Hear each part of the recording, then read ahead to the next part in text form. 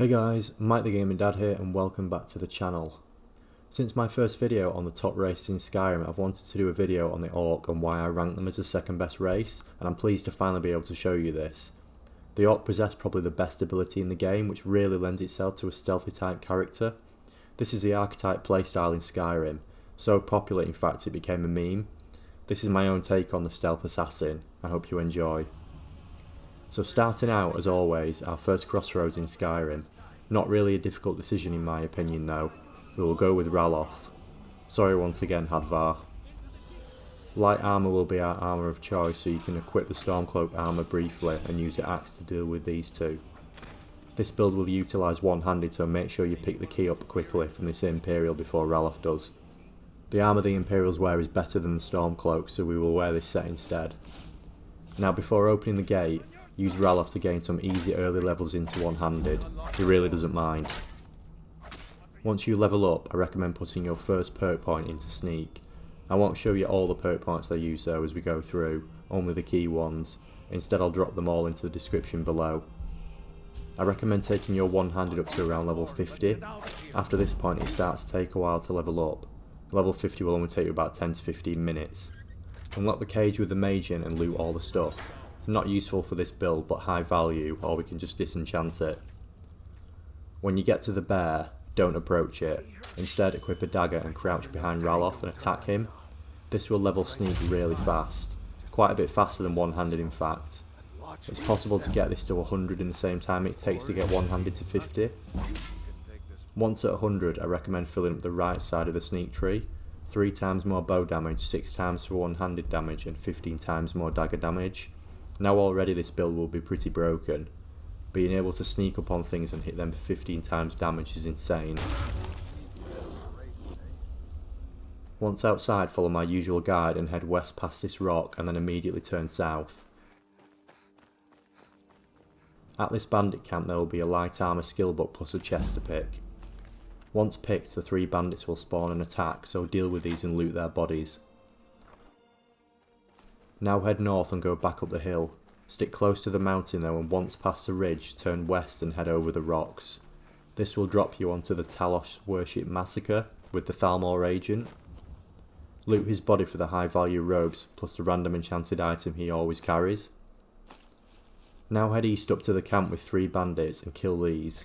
One of them will be carrying treasure map 1, plus it's worthwhile picking up their stuff.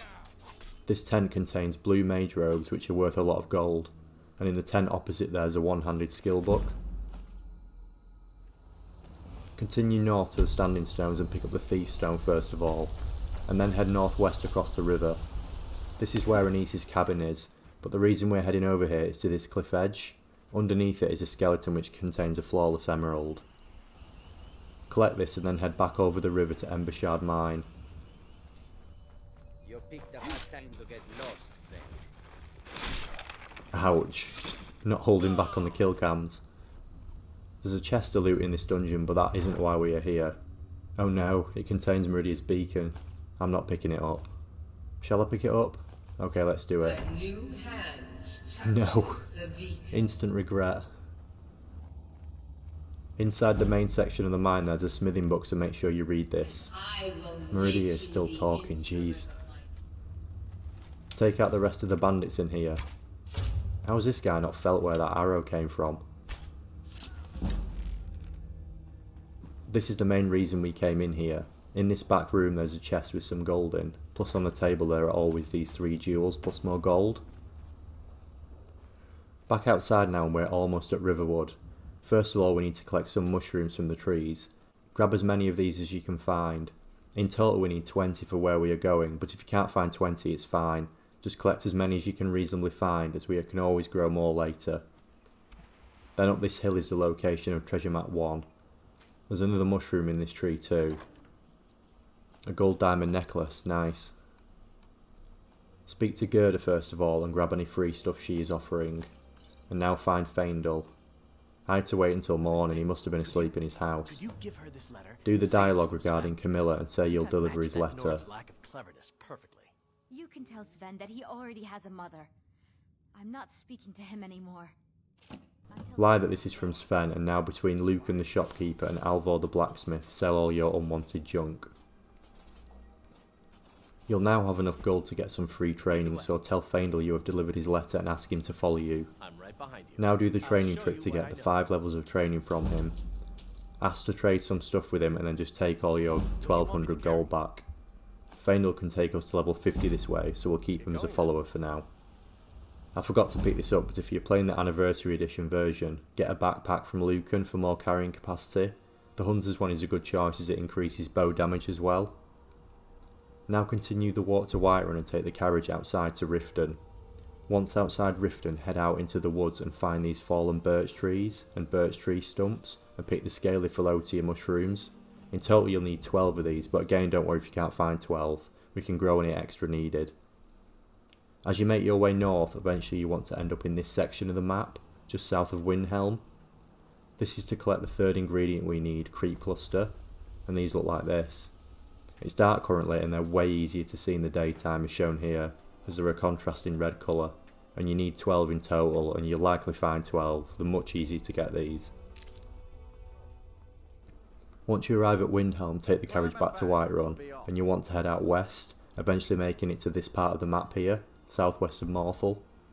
Here there's a solitary farm, Golden Hills Plantation. Approach the farm and the ghostly figure outside will run and attack you. Kill this ghostly figure to start the quest, the Unquiet Dead. The first clue is Ervil's journal upstairs. The second clue is found by pushing this button in the basement, and this will open up a secret room with a second journal on the alchemy table. The third and final clue is outside.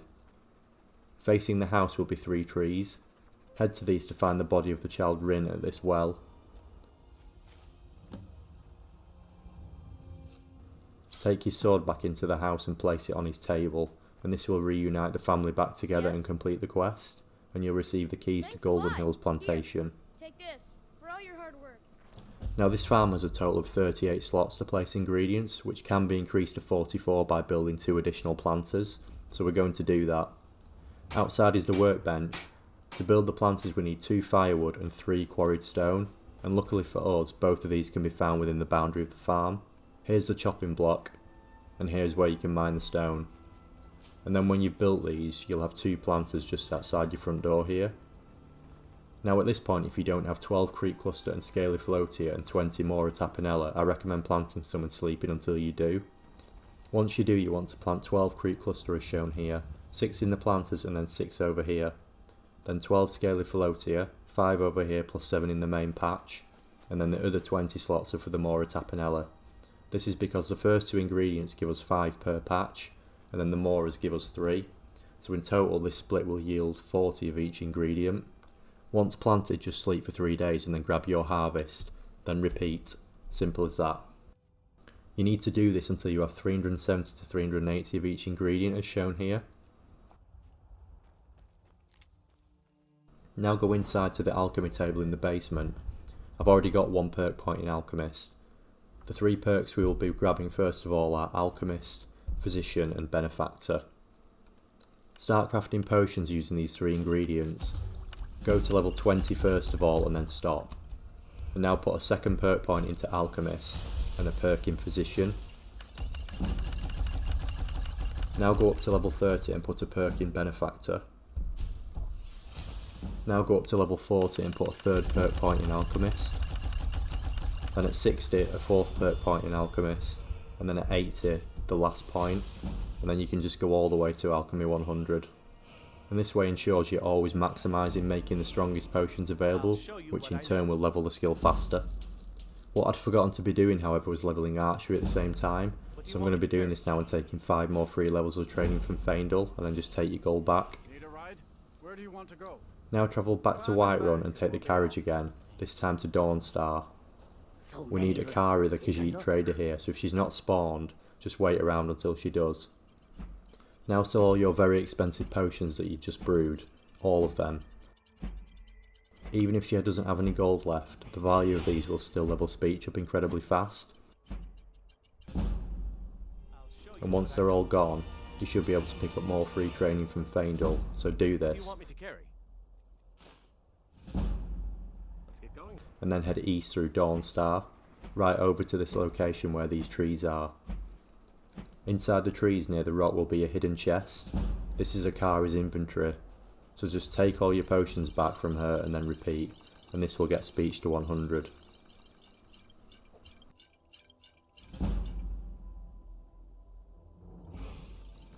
Once this is done, make sure you collect any sold potions back from the chest, as we will sell these for gold.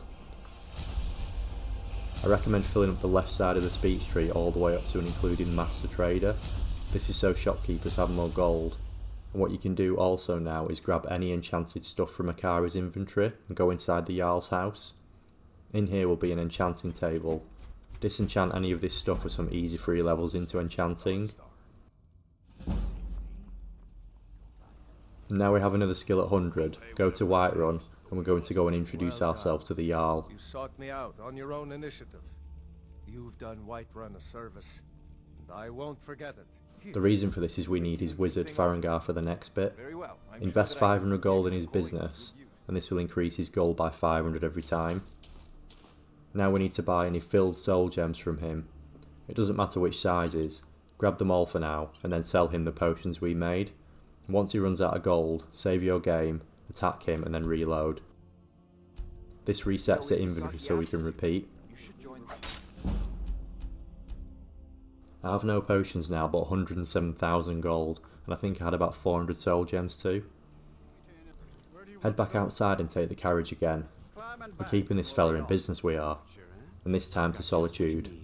In Solitude, go to the Fletcher and buy a bow with a banishing enchantment. If he doesn't have one, just use a save, attack and reload trick to reset his inventory. Then go to Angeline the Alchemist and buy an Enchanter's Elixir. This is the 25% version and is the strongest version we can buy. Finally go to Radiant Raiment and buy items with the Alchemy enchantment, the Smithing enchantment, the Archery enchantment, and finally One-Handed. Now go to the Standing Stones and pick up the Mage Stone. What we're going to do now is go to the Blacksmith and buy iron ore, ingots and leather strips. Once bought, save your game, attack and reload, and in total we want to get to around 300 I think. We can't even load all these onto Faendal, we have that many, so waddle to the forge. Got something I'm supposed to deliver. Your hands only. Is this courier taking the absolute mickey? Do I look like I can carry a sodding letter? Got to go. Smelt the iron ore into ingots and then craft 300 iron daggers. You can grab the warrior stone for this if you want first. I didn't because I knew I won't be able to carry all this stuff, and we'll be taking smithing to 100 later using a faster way. Now waddle up to Dragon's Reach and enchant the daggers with Banish. As with Alchemy, fill up the skill tree each time you hit a milestone. It's the left and middle sides we want. The middle is the most important. I just grab the left in case I use Fire, Frost and Shock later on. I'm going to unload a few daggers until I can run now, because at this point I'm going to show you where to level up Archery and One-Handed using the best trainers. Something I've forgotten to do in my map skills guide. I'm expecting you to make Firstly, join the Thieves Guild in Riften. The Thieves Guild is home to this guy, Niruin, a master level archer. He can train the Dragonborn up to level 90, so anytime you level up and want to grab some archery training, he's your guy. And we have the gold for it now. Where do you want to go? For One-Handed, head over to Marketh, then head southeast. Around this location on the map there will be an orc stronghold, Dushnik Jarl. The benefit of being an orc is we can enter straight away. We don't need to prove our worth to them like the other races. Speak to Chief Burguk. He is a master level trainer of One-Handed, so can also train the Dragonborn to level 90. I can't train again right now as I haven't leveled up yet, but these are the two trainers I'll be using each time to level up. So head back to Dragon's Reach and enchant the daggers until you level up and increase your combat skills by 5 levels at a time. Do this all the way to level 100 and grab the extra effect perk at the top of the skill tree, one of the best perks in the game. The good thing about all these daggers is we can sell them for gold to keep us topped up, which you'll most definitely need if you're making use of archery and one-handed training. 107,000 gold will soon disappear. Once you've sold these off, we don't really need the speech skill anymore, so I'm going to make this legendary and take all the perks back and then put 4 of them into Alchemy. Poisoner, Concentrated Poison, Snakeblood and Purity is shown here. These will help us make some pretty nutty potions and poisons, which are the backbone of this build. Go back to Dragon's Reach and take the Enchanter's Elixir and then enchant a necklace, ring, braces and helmet with Fortify Alchemy, which we'll use to start off the potion making later on. With the potion and 100 enchanting you should hit 28% on each item. But first we will level smithing. So go and pick up the warrior stone and now return to the blacksmith and buy dwarven metal ingots from them, plus more iron ingots or iron ore. Save, attack and reload to keep resetting and buying this. And in total we want about 450 to 500 dwarven metal ingots and 100 iron ingots. Once you have these, go and sleep in a bed and then craft 200 dwarven bows at the forge. Then use the remaining ingots to improve the bows at a grindstone, and this will get your smithing to level 100. Rid yourself of these bows and then in Dragon's Reach read this book in Farengar's study, The Ethereum Wars, to add the location Arcane to your map. This is over here near Dushnik Jarl. This is a really long quest and a good one, but we're only interested in the first part of it. Katria's bow is on the tree stump at the top of the ruins. This is the Zephyr bow and will be well known to most Skyrim players. It's unique in that it fires 30% faster than a normal bow, which makes it a good choice for this character. As an assassin there will be situations where getting a few arrows off quickly to hit multiple targets is useful. There is a second bow which I recommend though as well, which I'll show soon. By this point you should have received a letter from someone called Silas in Dawnstar. The letter is called Museum Invitation. Read this and travel to Dawnstar. Here is Silas and his museum, and he will give us the quest Pieces of the Past, whereby we need to locate the 3 pieces of Mehrunes Razor. The first piece is in Morthal. Speak to this man Jorgen. I'm gonna just bribe him for it. 666 gold is paltry compared to what we've been carrying.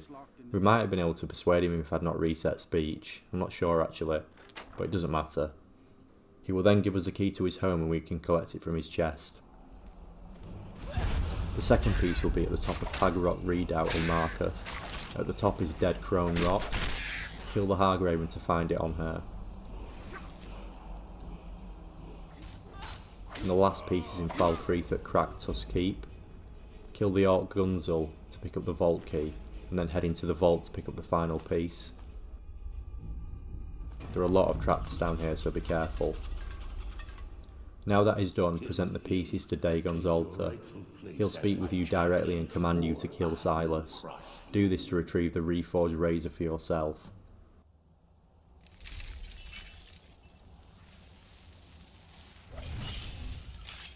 Quite a cool scene this, complete with 2 Dremora Lords to kill. Thanks Dagon. Before you go mortal, one vital job. And this is the prize, Mehrunes Razor.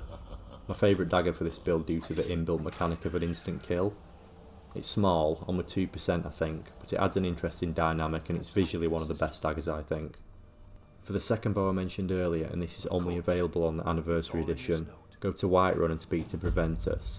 If you ask him is there anything you need from me, he'll give you a note which starts the quest In the Shadows.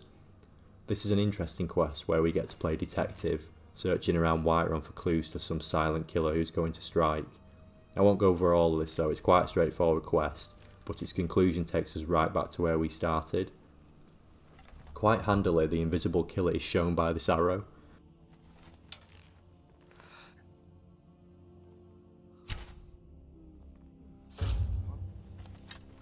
So sink a few shots into him, and there you are.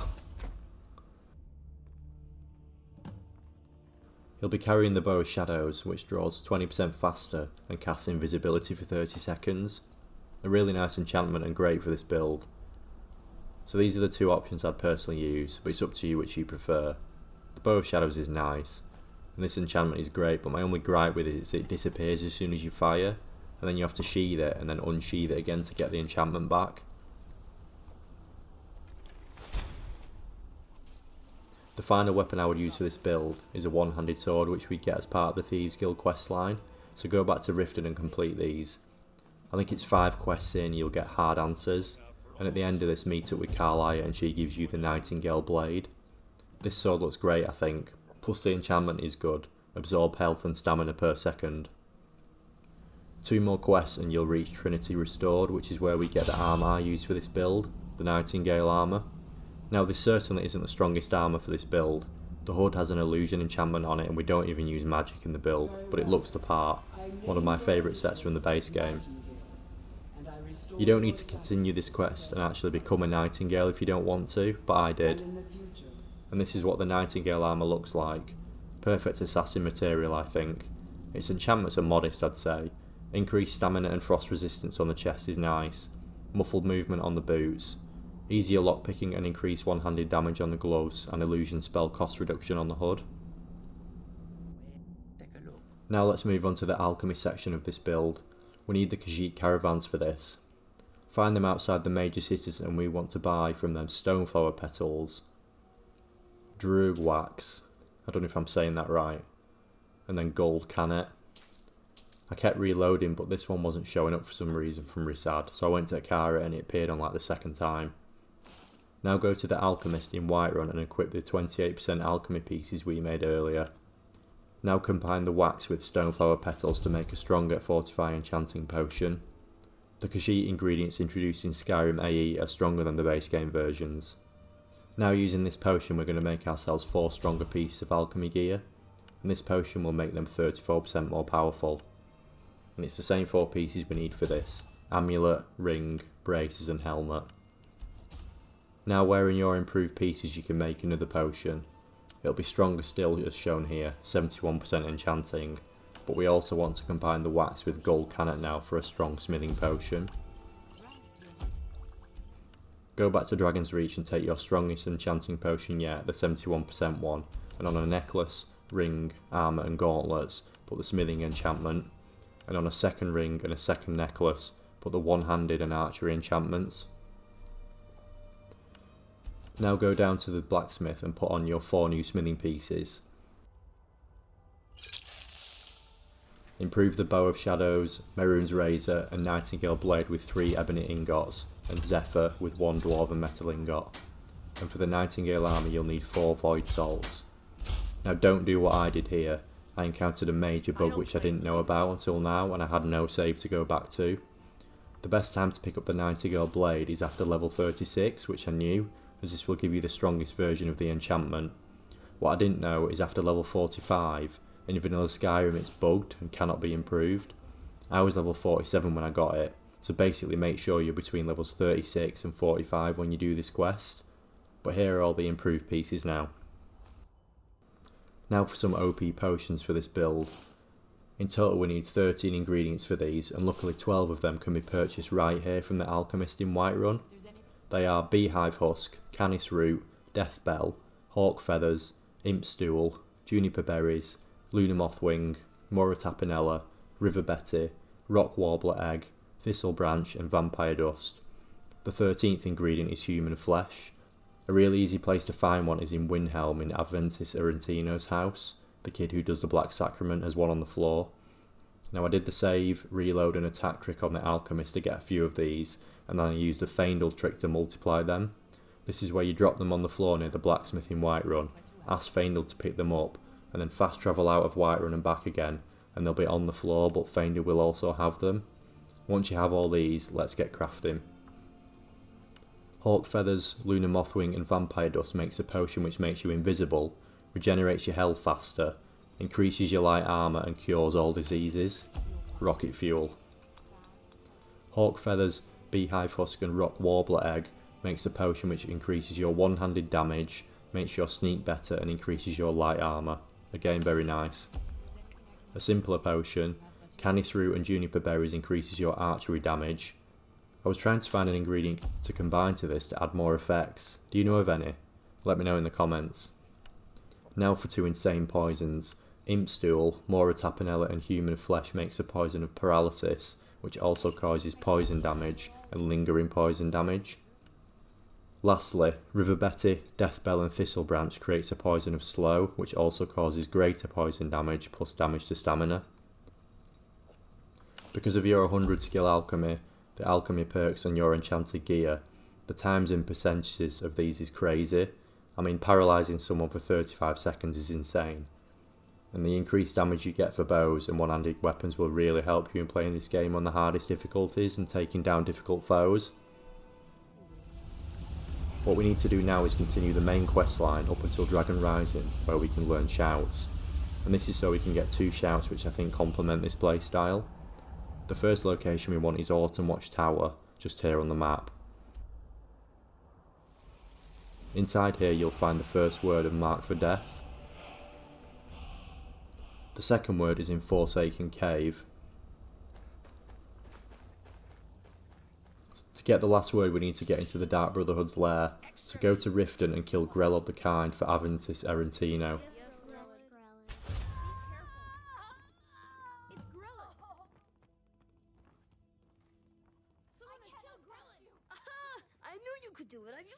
Once you complete the quest Innocence Lost, simply sleeping will introduce us to the leader of the Dark Brotherhood, Astrid. Does it matter?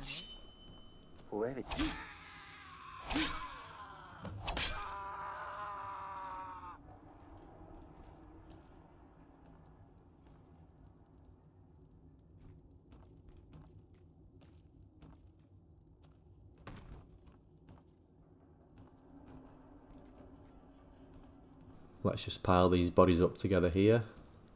Yeah, this looks nice. Did I do good, Astrid?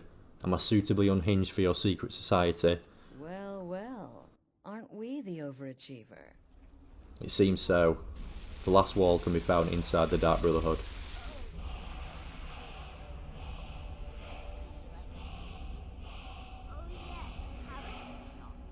The next shout is located in Deepwood Redoubt. Well, it's actually in Hag's End, but this can only be accessed through Deepwood Redoubt, and this is a slow time shout. To get the second word we need to join the Civil War quest line, and I'm going to join the Stormcloaks. The quest comes quite early thankfully. The word is located in Corvignon during the Jagged Crown quest.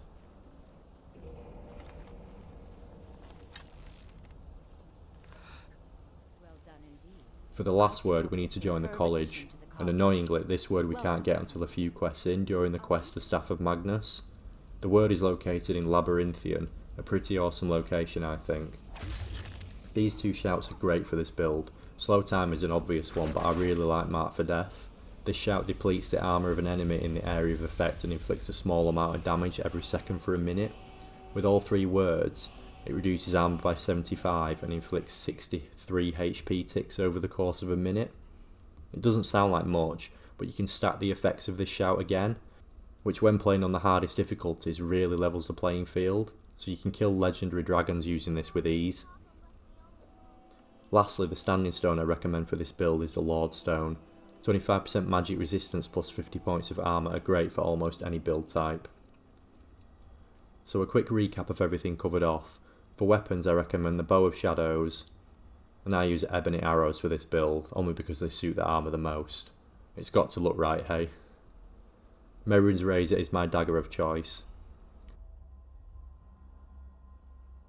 The Nightingale Blade is my weapon of choice, but the level version, not the bugged version I picked up. And lastly Zephyr, the OG but still one of the best bows.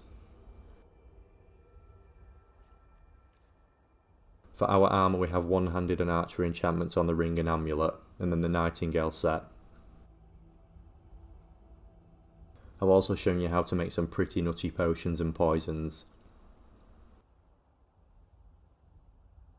We've covered off 2 of my favourite shouts with this type of build, Mark for Death and Slow Time.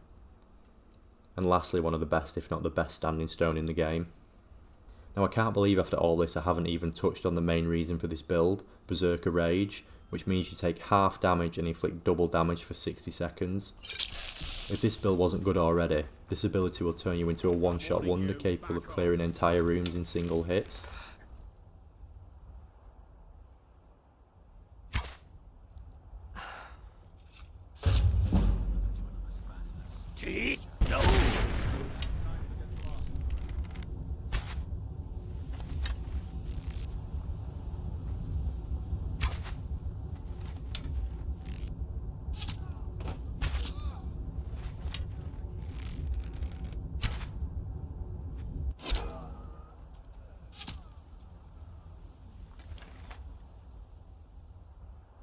If you like my builds, please subscribe so you don't miss any of my future Skyrim videos. See you next time.